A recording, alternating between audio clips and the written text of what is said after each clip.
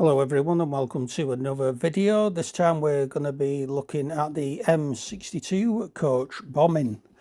The M62 coach bombing, sometimes referred to as the M62 Massacre, occurred on the 4th of February 1974 on the M62 motorway in northern England when a 25-pound Provisional Irish Republican Army bomb hidden inside a luggage locker on a coach carrying off-duty British Armed Forces personnel and their family members exploded, killing 12 people, 9 soldiers and 3 civilians, and injuring 38 others aboard the vehicle. The bomb coach had been specially commissioned to carry British Army and Royal Air Force personnel on weekend leave with their families to and from bases at Catterick and Darlington during a period of railway strike action sourcing from a labour dispute. The vehicle itself had departed from Manchester in the late evening of Sunday the 3rd of February and was travelling at approximately 60 miles per hour along the M62 motorway en route to Catterick Garrison. Shortly after midnight, as most of those on board were sleeping, and when the bus was travelling between junctions 26 and 27 of the M62, the bomb, concealed with a suitcase or similar parcel inside the coach's luggage department, exploded. The collision reduced the rear of the coach to a tangle of twisted metal, trapping several casualties within the debris and throwing individuals and severed limbs up to 250 yards upon and around the motorway. No other vehicle was damaged in the explosion, although the vehicle travelling immediately behind the coach is known to have ploughed into the scattered debris of the rear of the coach. The coach itself travelled for more than 200 yards before the driver, 39-year-old Ronald Handley, himself injured by flying glass, was able to steer the coach to a halt upon the hard shoulder. One surviving soldier later described his recollections of being blown through the emergency doors of the coach, only to find himself lying upon the ground viewing a mangled wreck. This soldier later assisted a young girl aged approximately 17 with injured legs, whom he found lying on her back approximately 200 yards back up the motorway. According to this individual, the girl had repeatedly hysterically screamed, "My God, the floor just opened up and I fell through," as he provided medical assistance. Another survivor, 9-year-old David Dendek, regained consciousness to find himself trapped in the wreckage of the coach, listening to his 14-year-old sister Catherine shouting his name as he observed other survivors screaming and running up the verge alongside the coach. One of the first motorists to offer assistance after Handley had navigated the coach to a halt was John Clark, who later recollected seeing a young man lying upon the motorway with one leg partially severed and the body of a child, stating it was just absolutely unbelievable. It was dark, so you couldn't see how bad the injuries really were, but it was the smell of it. It was absolute total carnage. The entrance hall of the nearby westbound section of the Hartsedmore service station was used as an impromptu first aid station for those wounded in the blast. Off-duty staff at Bradford Royal Infirmary and Batley General Hospital were also contacted and encouraged to report for duty in response to the emergency. As mentioned earlier, the explosion killed 11 people outright and wounded 30 others, one of whom died 4 days later. Amongst the dead were 9 soldiers, 2 from the Royal Artillery, 3 from the Royal Corps of Signals, and 4 from the 2nd Battalion Royal Regiment of Fusiliers. 4 of the servicemen killed in the bombing were teenagers, and all but one of the serving personnel killed in the explosion hailed from Greater Manchester. 12 others upon the coach suffered severe injuries, including a 6-year-old boy who was badly burned.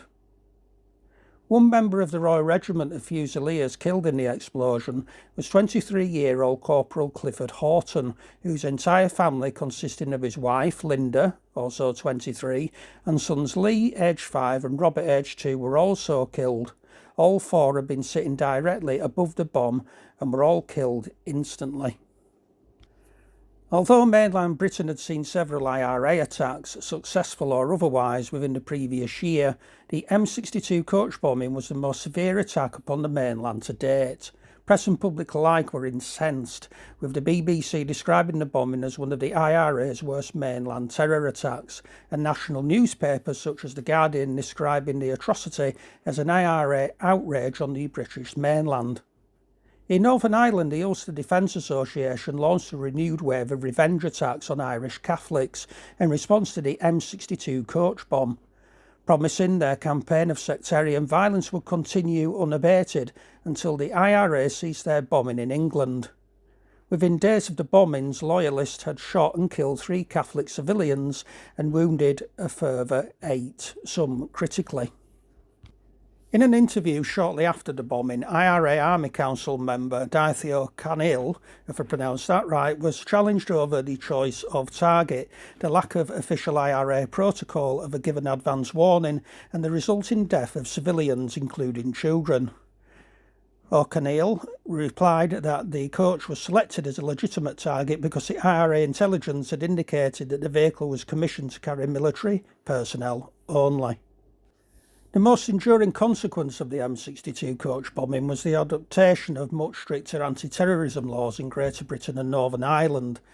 These laws enabled police to hold individuals suspected of terrorism for up to 7 days without charge, and to deport these individuals to Northern Ireland to face trial, where special courts and specific rules applying to terrorism suspects were based. A memorial to those killed in the M62 coach bombing was later erected at Hartsedmore service station, where many of the casualties had received impromptu first aid following the explosion. Following a campaign by relatives of the deceased, a larger memorial was later erected several yards away from the entrance hall to the service station, close to an English oak tree planted in 2009 in memory of the deceased. This memorial stone also bears a plaque inscribed with the names and ages of those who died. The service station itself is the venue for an annual memorial service commemorating those killed, injured and bereaved by the atrocity. These annual services are regularly attended by the mayors of Kirklees, Calderdale and Oldham, in addition to members of the Royal British Legion. A memorial plaque engraved with the names and ages of the fatalities of the M62 coach bomb was also unveiled in Oldham, the hometown of 2 of the fatalities in 2010. A female by the name of Judith Ward was originally arrested and charged and tried, imprisoned and then later released in relation to the planting of the bomb. The actual perpetrator or perpetrators of the M62 coach bombing were never arrested or convicted. Ward later wrote an autobiography, Ambushed: My Story, detailing her life, conviction, exoneration and subsequent experiences following her release from prison. She later became a campaigner for prisoners' rights with Britain and Ireland Human Rights Centre. In October 1985, Frank Scouse was ordered by the Home Office to retire on the grounds of limited efficiency, just days after the broadcasting of a World in Action documentary, which strongly questioned his competency. Within a year of his retirement, all 350 cases in which Scouse had provided forensic evidence throughout his career had been reassessed. So there we go, folks. There is the end of a rather sad story. Really is sad to read as well. If you want to give the video a share, you can do. If you want to give it a like, I know it's not a story to like, but if you like the way the video's been produced and stuff, then please feel free to do so. Also, don't forget to click on the notification button. And yeah, until the next video, take care of yourselves, folks, and goodbye for now.